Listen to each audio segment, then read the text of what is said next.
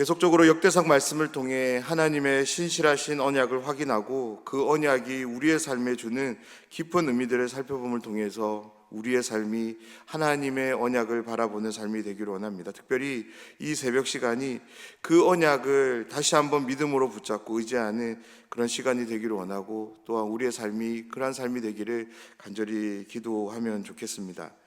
역대상 말씀은 70년 포로 생활을 마치고 고국으로 돌아온 이스라엘 백성들이 하나님의 정체성을 회복하고 하나님의 언약이 여전히 그들과 함께하고 있음을 확신하며 그 언약 안에서 주어지는 새로운 삶을 향할 수 있도록 기록된 성경입니다.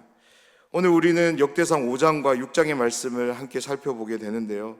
먼저 역대상 5장은 루벤, 갓, 므낫세 반지파에 대한 말씀으로, 특별히 5장에서 주목해야 될 부분은 르우벤이 장자권을 상실하게 되는 이유와 함께 요셉의 장자됨이 왕권이 유다를 통해서 이어진다는 그 말씀입니다. 그리고 6장은 레위 지파의 족보와 함께 그들에게 주어진 임무였던 성전 봉사의 일, 그리고 각 지파에 흩어져 함께 살면서 말씀의 봉사자로서 하나님의 구원 계획이 어떻게 이스라엘 민족 전체와 함께 하는지를 보여주는 말씀입니다. 먼저 오늘 5장 1절 말씀을 보면 이스라엘이 장자 르우벤의 아들들은 이러하니라.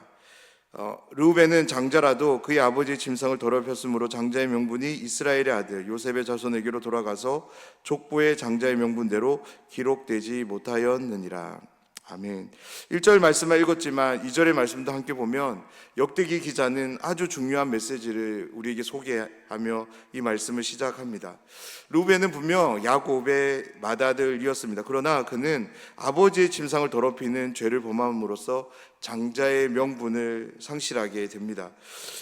이로 인해 장자의 특권은 요셉에게로 돌아가고 왕권의 특권은 유다에게로 넘어간다라고 성경 우리에게 증언합니다.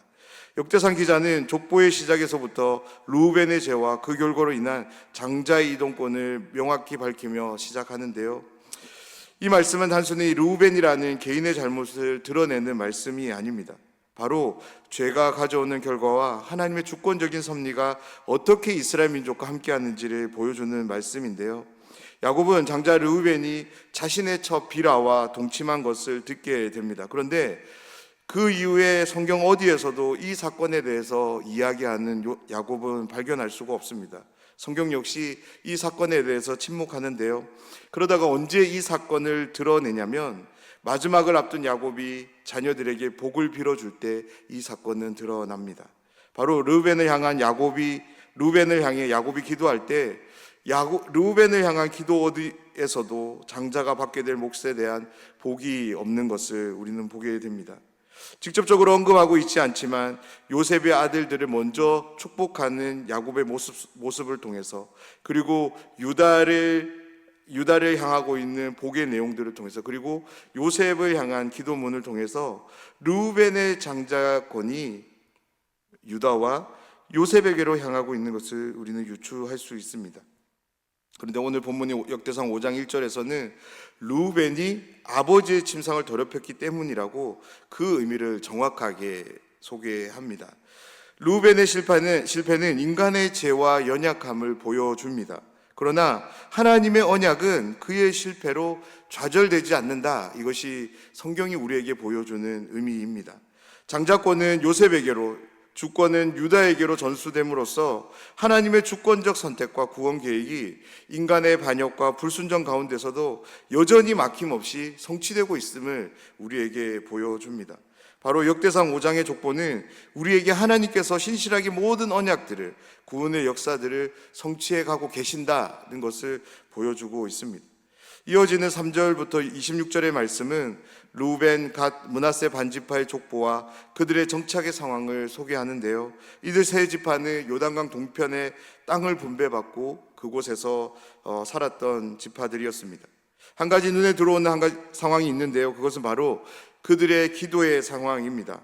우리는 어제 야베스가 하나님께 기도함을 통해 응답을 얻고 자신이 해결할 수 없는 근심의 모든 상황으로부터 벗어났던 것을 말씀을 통해 확인했습니다. 오늘 말씀에서도 비슷한 상황을 우리가 확인하게 되는데요. 20절 말씀을 보면 도우심을 입었으므로 하갈 사람과 그들과 함께 있는 자들이 다 그들의 손에 패하였으니 이는 그들이 싸울 때에 하나님께 의뢰하고 부르짖음으로 하나님이 그들에게 응답하셨음이라. 아멘. 전쟁에서 패하게 되는 상황이 벌어지자 세 지파가 어떤 행동을 보이냐면 하나님을 의뢰하기를 시작합니다. 하나님을 향해 부르짖기를 시작합니다. 하나님은 그들의 찾음을 외면하지 않으시고 그들의 기도에 침묵하지 않으십니다. 하나님은 전쟁의 상황에 개입하시고 루벤, 갓, 므낫세 반지파를 도와주십니다.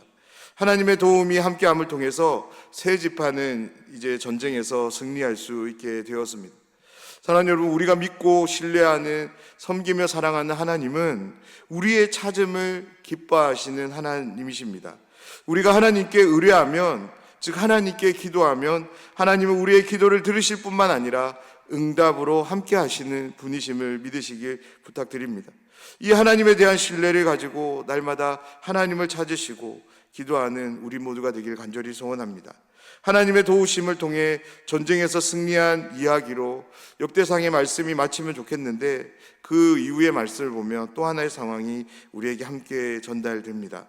25절과 26절의 말씀인데요, 그들이 그들의 조상들의 하나님께 범죄하여 하나님이 그들 앞에서 멸하신 그 땅 백성의 신들을 간음하듯 섬긴지라. 그러므로 이스라엘의 하나님이 아수르 왕 불의 마음을 일으키시며 아수르 왕 디그라빌레셀의 마음을 일으키시매 곧 루벤과 gad과 므낫세 반지파를 사로잡아 할라와 하볼과 하라와 고산강가에 옮긴지라.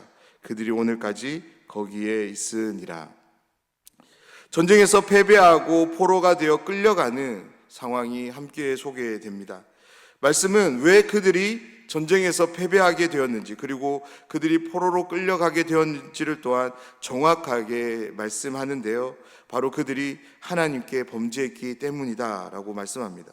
범죄한 그들을 아수르 왕이 심판합니다. 그런데 말씀을 다시 한번 천천히 읽어보면 이스라엘 세 지파를 심판하는 자가 아수르 왕이 아니라 바로 하나님이신 것을 우리는 보게 됩니다.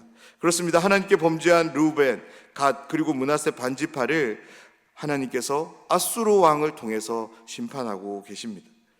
우리는 먼저 하나님은 자신을 찾는 자들에게, 그리고 의뢰하는 자, 기도하는 자에게 도움을 베푸시는 좋으신 하나님을 기억해야 합니다. 그런데 또 하나 기억해야 될 것이 있습니다. 그것은 하나님은 죄를 그냥 지나치지 않으시는 분이라는 거죠. 사랑하는 여러분, 하나님을 찾기 전에 우리 자신을 늘 먼저 돌아볼 수 있었으면 좋겠습니다. 지금 하나님과 나 사이에 해결해야 하는 죄가 있는지 없는지, 너무나 일상적인 것이 되어서 이것을 죄로 여기지 못하고 살아가는 것은 없는지 철저하게 우리 자신을 돌아본 후에 하나님을 찾는 우리 모두가 되면 좋겠습니다.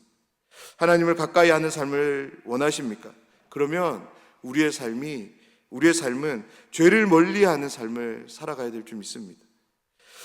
6장의 말씀은 이스라엘 12지파 중에서도 가장 독특하고 중요한 위치를 차지하게 되는 레위 지파의 족보를 다룹니다.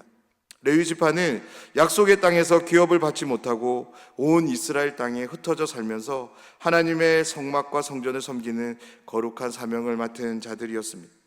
1절 말씀입니다. 레위의 아들들은 게르손과 그앗과 므라리요. 6장의 말씀은 레위의 세 아들인 게르손, 고앗, 므나리를 소개함으로 시작하는데요, 이 세 아들을 통해서 레위 지파의 주요 가문들이 형성되고 각 가문은 하나님의 성막 그리고 성전 봉사에 있어 특정한 역할을 담당했음을 말씀은 우리에게 소개합니다.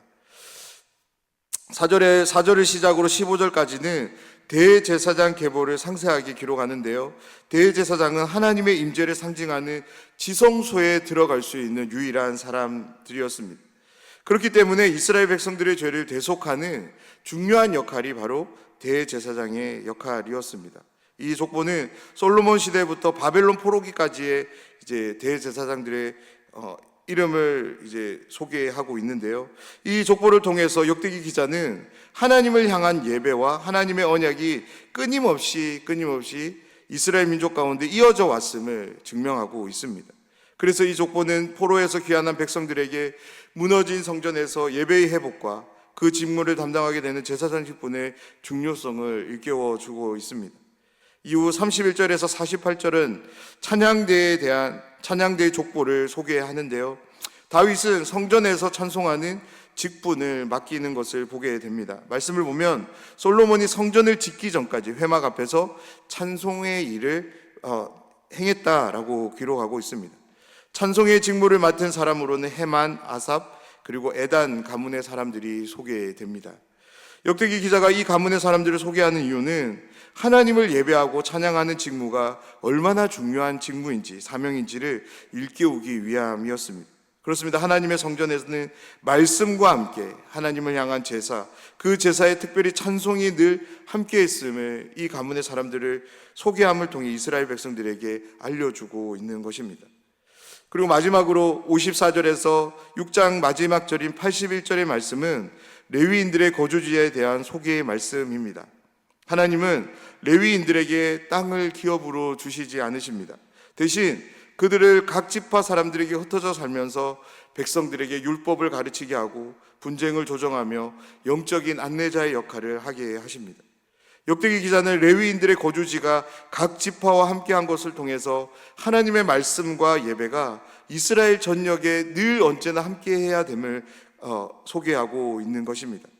사랑하는 여러분, 하나님께서 레위 지파 사람들에게 땅을 기업으로 주지 않은 것에 대해 정확한 의미를 기억하시기 바랍니다.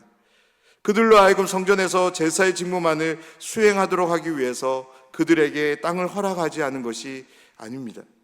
각 지파에 흩어져 함께 생활하면서 하나님의 거룩함이 그들의 거룩함이 되도록 하기 위해서 하나님은 레위 지파에게 땅을 허락하지 않으시고 각 지파에 흩어져 살도록 하게 하신 것입니다. 그런 점에서 오늘날 우리의 모습을 한번 생각해 보면 좋겠습니다. 성경은 특별히 베드로전서에서 신자에 대해서 이렇게 선언합니다. 너희는 택하신 족속이요 왕 같은 제사장들이라고 소개합니다. 성경이 신자들에 대해서 뭐라고 말씀하냐면 제사장이라고 말씀합니다. 목사와 전도사 등과 같이 교회 사역을 하는 사람들만을 일컬어서 제사장이라고 말하지 않고 예수님을 주와 그리스도로 영접한 믿는 모든 신자들을 향해서 너희는 제사장이 되었다라고 말씀합니다. 사랑하는 여러분, 우리가 제사장입니다. 이 당시 제사장이 가졌던 직무를 우리의 삶에 한번 적용해 보면 좋겠습니다. 제사장은 성전에서 제사의 직무를 감당했던 사람입니다. 오늘날 예배, 기도, 그리고 교회 여러 봉사의 직무를 맡은 사람이 제사장들입니다. 그런데 또 하나의 중요한 직무가 있습니다. 그것은 각 지파의 사람들에게 하나님의 거룩함이 그들의 거룩함이 되도록 말씀을 가르치는 그런 사람들이었습니다. 우리가 속해 살아가는 모든 일상 속에서 가정과 교회, 생업과의 일터 속에서 이 직무가 우리를 통해서 온전히 이행되기를 간절히 소원합니다. 함께하는 모든 사람들에게 하나님의 거룩함을 안내하고 그들로 하여금 하나님의 거룩함으로 나아갈 수 있도록 도울 수 있는 우리 모두가 되기를 간절히 소원합니다. 그러기 위해서 우리에게 선행되어야 되는 것이 있는데요, 그것은 바로 나의 거룩함입니다. 내가 하나님 앞에서 거룩한지를 늘 점검하며 늘 거룩을 추구하는 삶을 살아갈 때 우리는 함께하는 모든 사람들에게 거룩을 안내하는 그런 제사장의 삶을 살아갈 수 있는 것입니다. 역대상 5장과 6장의 말씀들 또한 어제 말씀과 동일하게 하나님께서 얼마나 신실하게 언약을 이루어 가시는지를 잘 보여줍니다. 르우벤이 죄를 범했음에도 불구하고 하나님의 언약은 막히지 않습니다. 유다를 통해 왕권을 이어가시고 레위 지파를 통해 거룩한 예배가 계속적으로 지속되게 하셨습니다. 오늘 말씀을 통해 두 가지를 꼭 기억하셨으면 좋겠는데요. 먼저는 하나님은 자신을 찾는 사람들에게 도움과 자비를 베푸시는 좋으신 분이심을 기억하면 좋겠습니다. 그런데 죄에 대해서도 철저함을 보이시는 하나님을 우리가 기억하셨으면 좋겠습니다. 다음으로는 우리 모두는 예수님으로 인해 영적인 레위인이 되었습니다. 레위인은 하나님을 섬기기 위해 특별하게 구별된 사람들입니다. 그런데 레위인은 이 특별한 구별됨을 자신들만 누리는 사람이 아니었습니다. 각 지파로 흩어져서 각 지파의 사람들에게 그 특별한 구별됨을 함께 나누는 자, 바로 하나님의 거룩함을 나누는 자들이었습니다. 사랑하는 여러분, 오늘을 시작으로 우리의 삶이 죄에 대해서는 철저함을 보이시는 하나님을 기억하며 나와 함께하는 죄에 대해 경각심을 가지고 깊은 고찰과 함께 죄를 멀리하는, 죄와는 결코 타협하지 않고 끝까지 싸우는 우리의 삶이 되기를 기도하면 좋겠습니다. 각 지파 사람들에게 하나님의 거룩함을 전달하는 레위인은 누구보다 자신이 하나님 앞에 거룩한 자가 되어야 합니다. 날마다 우리의 거룩함을 하나님 앞에서 정직하게 돌아보고 우리의 삶이 거룩한 삶이 되기를 기도하는 우리 모두가 되면 좋겠습니다. 오늘을 시작으로 죄는 멀리하고 대신에 하나님의 거룩함을 가까이 하는 삶을 통해서 하나님과의 관계는 더욱더 가까워지며 그로 인해 하나님 안에서 참된 만족과 복을 누리며 살아가는 모든 분들이 되시기를 주님의 이름으로 축원합니다.